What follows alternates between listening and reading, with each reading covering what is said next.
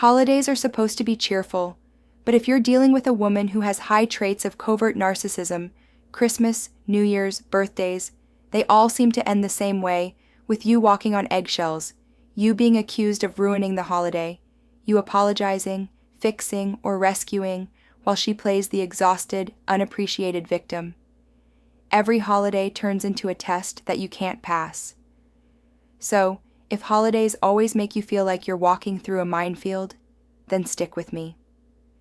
I'm Lise LeBlanc, therapist, author, and life coach, and I work with men who were lied to, manipulated, gaslit, discarded, and emotionally destroyed by a narcissistic woman.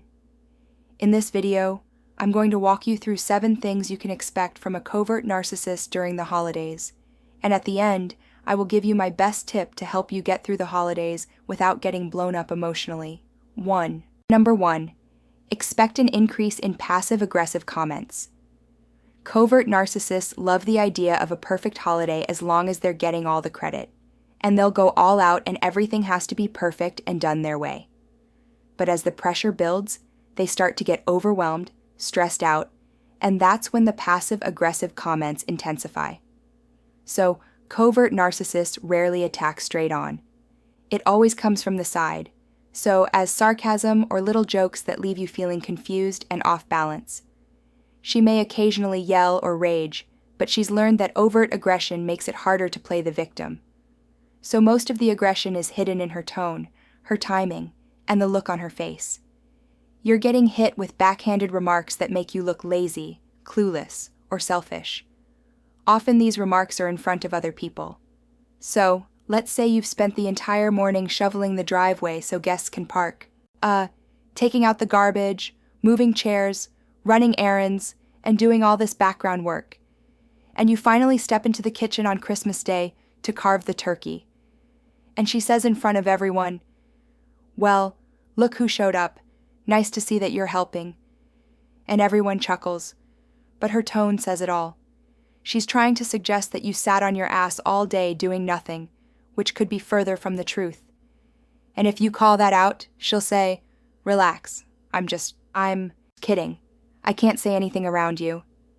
So, it's a catch-22.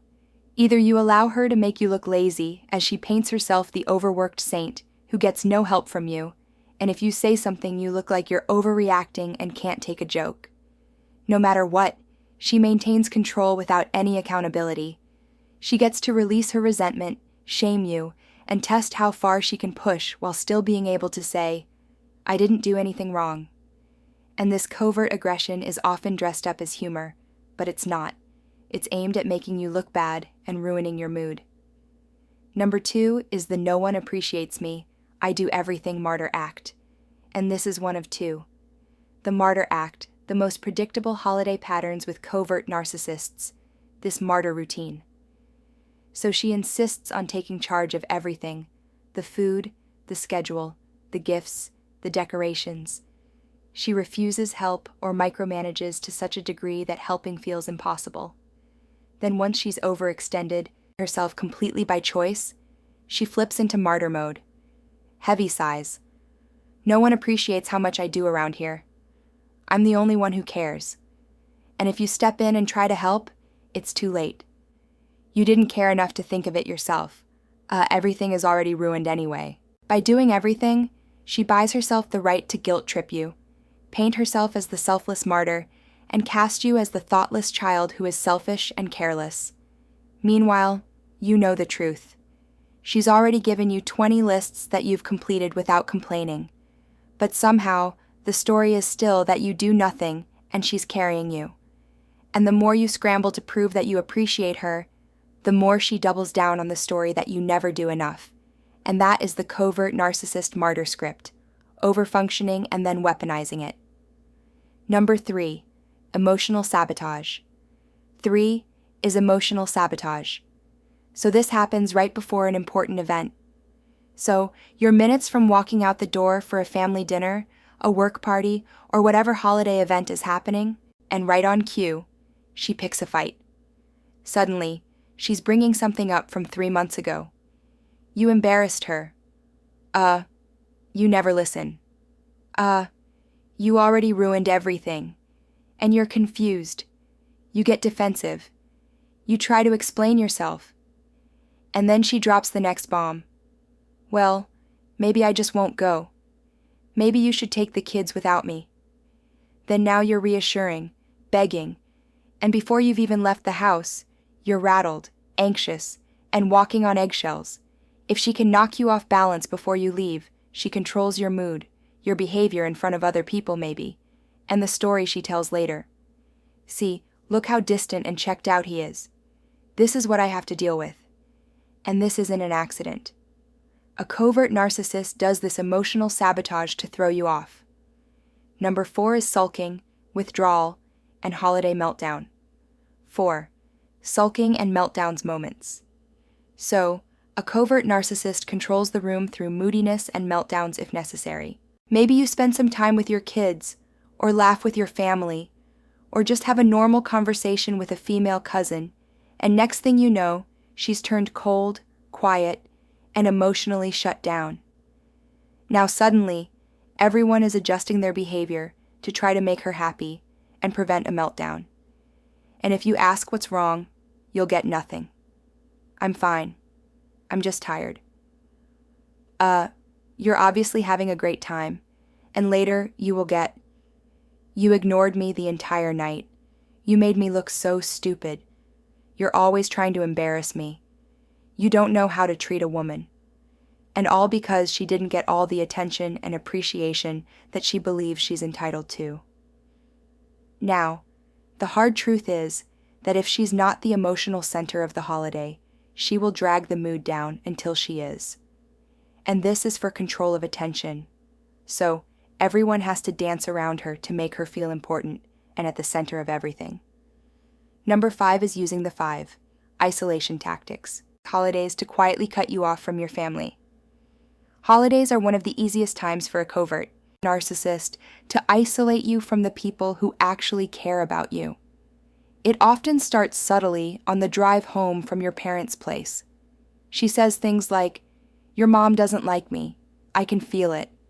Or, "Your sister's always judging us." Or, "Your dad drinks too much.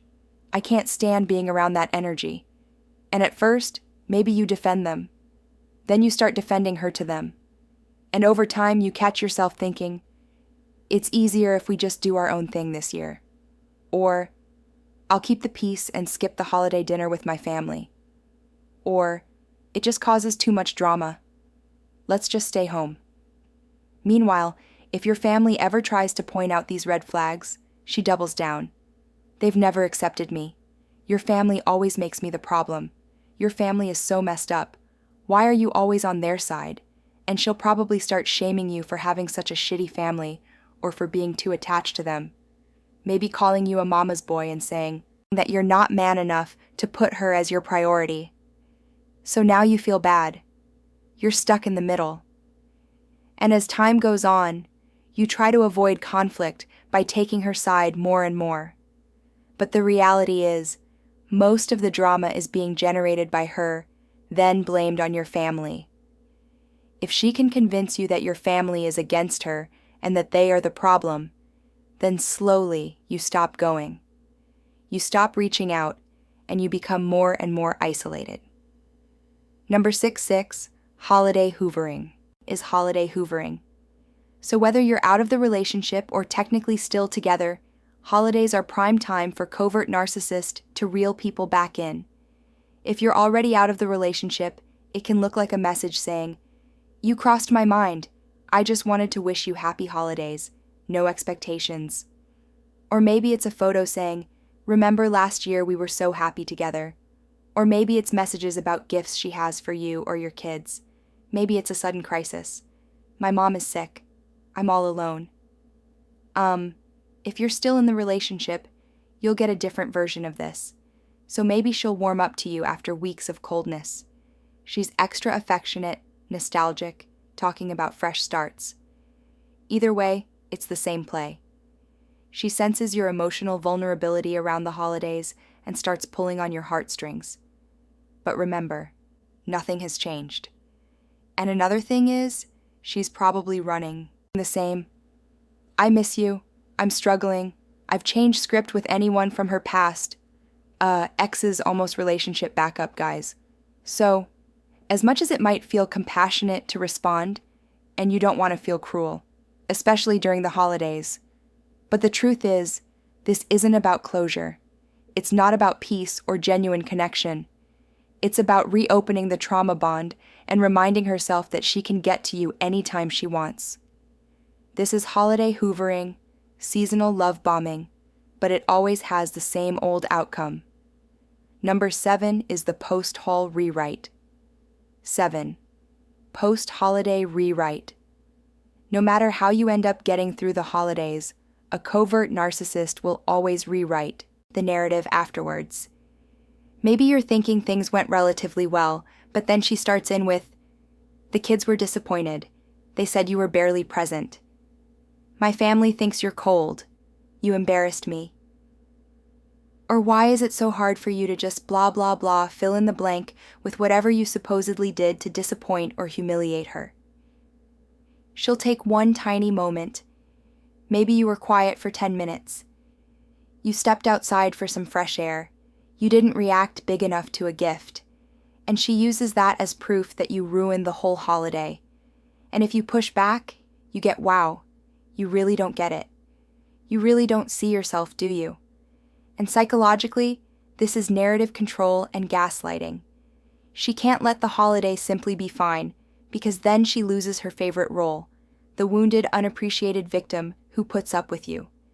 But here's the truth. Holidays with a covert narcissist suck, because no matter how hard you try or what you say or do or don't say or don't do, it always ends the same.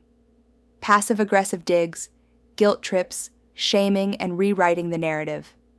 And the best tip I can give you is to name the pattern for what it, my best tipus. Expect it to happen again this year, because it always does, and mentally rehearse not taking the bait. That's it. Accept that you can't change her behavior, but you can change your response to it. And another thing you have control over is your decision about whether or not you want to stay in this relationship. So, if you're a man who is dreading the holidays because of a narcissistic partner, you might want to consider my Toxic Relationship Recovery Program, which is a step-by-step process to break the trauma bond, stay grounded when she hoovers, and rebuild a life where holidays actually feel peaceful again. And if you happen to be a channel member, I've also recorded a separate holiday survival game plan where I will walk you through specific phrases and responses to deal with these situations. But even if you're not a member, what we've covered here today is enough to start recognizing the patterns and protecting your sanity this holiday season. Wishing you happy holidays, and I will see you again next week. All.